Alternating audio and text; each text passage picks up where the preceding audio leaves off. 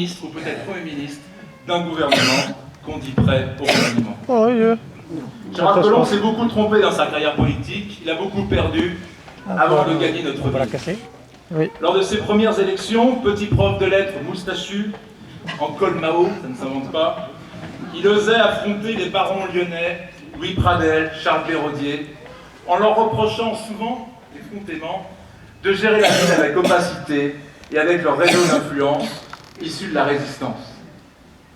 Deux petits profs de lycée, mal à l'aise, il s'est peu à peu mué en farouche et habile social-démocrate, partisan de la première heure de son ami DSK, proche des financiers et des groupes de promotion immobilière, turiféraire des émirs et du Qatar et de leur puissance financière. Gérard Collomb est manifestement peu regardant sur l'odeur et la couleur de l'argent, pourvu que les Émirats et le Qatar investissent dans notre ville. C'est vrai, en plus. On n'a jamais vu bien l'argent. Cette colonisation financière et immobilière de la ville par des pétromonarchies du Moyen-Orient, je la dénonce et j'en informe aujourd'hui tous les Lyonnais. Le système Collomb d'aujourd'hui repose sur des réseaux d'influence qu'il critiquait hier. Oh, ce ne sont pas les mêmes.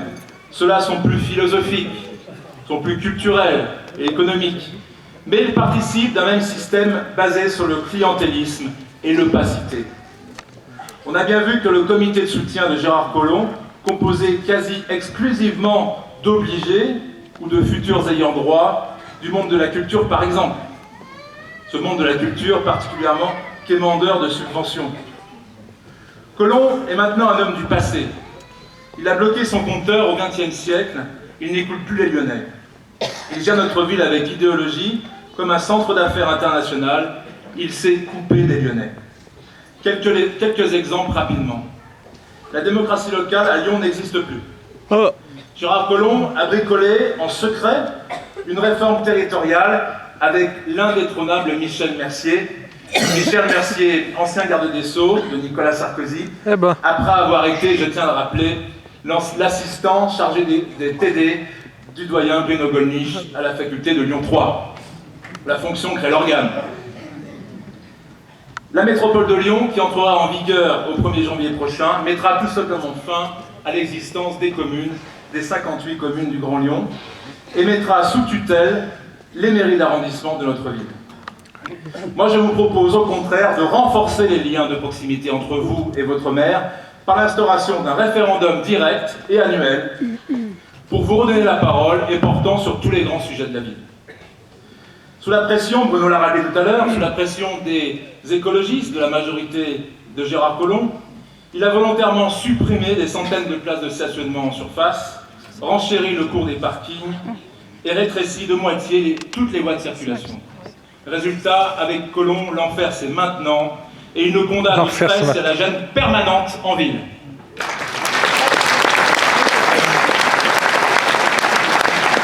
La voiture reste pourtant une liberté et une nécessité pour les Lyonnais, particulièrement pour les familles et pour les habitants du Grand Lyon, qui ne peuvent se contenter du métro, du tram ou du vélo.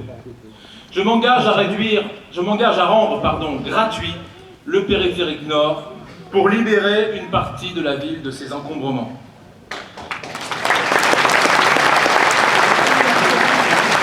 Il faudra également créer 2 lignes de navigation fluviale sur le Rhône et sur la Saône qui seront reliées directement au réseau des transports en commun avec le même ticket. Bravo. Les 2 centres de décision lyonnais, que sont la Part-Dieu et la Presqu'île, ne sont pas reliés directement aujourd'hui. Il faudra lancer les études pour que, si nos capacités d'investissement le permettent, nous pourrons créer une 5e ligne de métro entre Cordeliers et la Part-Dieu, en passant par Montchat et les halles Paul Bocuse. Sur le plan de la sécurité, Lyon n'est pas Marseille, et par certains côtés, c'est bien pire.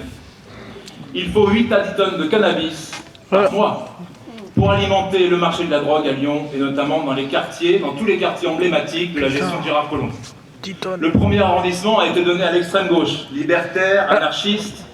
On voit s'installer la saleté, l'insécurité et les trafics.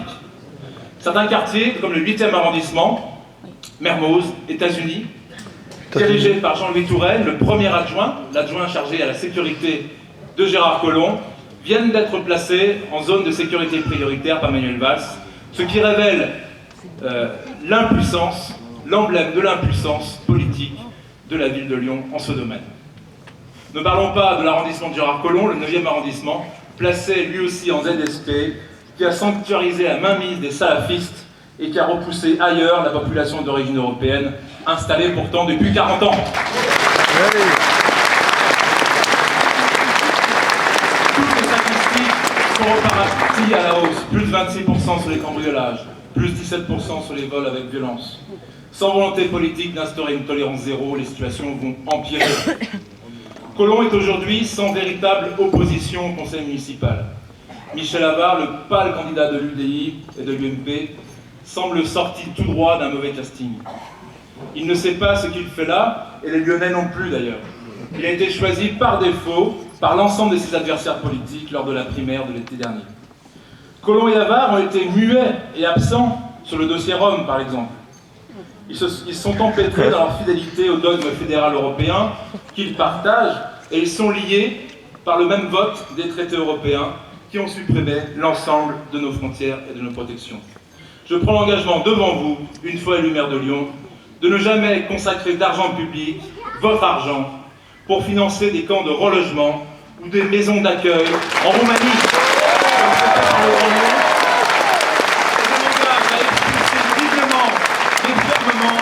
Tous les nomades étrangers venant s'installer illégalement dans notre ville. Troisièmement, l'engagement de créer une police municipale de nuit, de renforcer ses effectifs, de l'armer, comme la loi nous y oblige, et de créer Vigilion, un dispositif innovant qui reliera directement les Lyonnais et leur police, sous la forme d'un numéro vert et d'une plateforme internet gratuite. C'est bien ça. Pour faire remonter les informations sur les trafics et sur la délinquance au quotidien. C'est pas mal ça. Je ne vais pas numérer l'ensemble de mon J'ai programme. dit machin, je fais pas. Un dernier point peut-être sur la Si, ça se fiscalité et les rythmes scolaires. Sur ces points, Gérard Collomb a déjà condamné tous les Lyonnais à une double peine. S'il était réélu, il vous a déjà promis 5% d'augmentation des impôts locaux, alors que la région a déjà augmenté ses taxes sur les carburants, et que le Conseil général a augmenté de 16% la taxe foncière en 2013, et cette année, on va pas augmenter les droits de mutation immobilière. Sur cette réforme scolaire, qui n'est vraiment pas la priorité d'aujourd'hui, Gérard Collomb nous a annoncé la création d'une nouvelle taxe de 20 € par enfant, et ne dit rien sur le recrutement qu'il va devoir assumer pour la faire fonctionner. Va-t-il faire éduquer nos enfants par des jeunes de banlieue désœuvrés et ainsi pouvoir gonfler les chiffres des emplois aidés comme ça se fait dans la région parisienne? À 4 mois de la sortie des classes, les familles lyonnaises sont prises en otage par Gérard Collomb. C'est un signe de plus de son manque de courage politique. Chers amis, l'urgence de la situation, la crise que nous traversons, oblige un vote de rupture. Il y a eu les affaires du RPR des années 90, Michel Noir, Pierre Breton. Il y a les réseaux aujourd'hui du système Collomb, dont un jour on apprendra et on comprendra les ramifications et les ententes multiples. Mais à l'évidence, les prochaines élections européennes nous le montreront. Gérard Collomb et son complice de l'UMP n'ont plus les cartes en main pour tenter le début d'un commencement du redressement de la situation catastrophique de notre ville. Les mesurettes, les compromis, les arrangements, les renoncements sur nos valeurs et sur notre identité, nous n'en voulons plus. Je dis très simplement à Gérard Collomb et à Michel Avart, vos équipes, vous-même, n'êtes plus à la hauteur des enjeux qui se déroulent aujourd'hui sous nos yeux et qui s'accélèrent. Avant qu'il ne soit trop tard, c'était l'affiche de Jean-Marie Le Pen il y a 30 ans. Lyon, notre identité, c'est le slogan de notre liste Lyon Bleu Marine aujourd'hui. Marine a réveillé les Français. Elle nous a réveillés, nous Lyonnais, condamnés comme l'ensemble des Français au matraquage fiscal, à la perte de nos repères culturels, à l'incurie de nos responsables politiques. Alors tous ensemble, avec toi Marine, relevons le défi du pouvoir dès le 23 mars, entrons en masse dans les mairies et les conseils municipaux de la ville de Lyon et du département. Ensemble, redonnons le goût d'être français à nos compatriotes qui ne demandent que cela et portons ensemble cette belle flamme du renouveau et de la liberté. Nous sommes ici à Lyon, les résistants d'aujourd'hui. Il nous fallait des troupes, nous en avons. Il nous fallait une combattante charismatique, humaine, une Jeanne des temps modernes qui nous mènerait à la victoire. Nous l'avons, c'est Marine.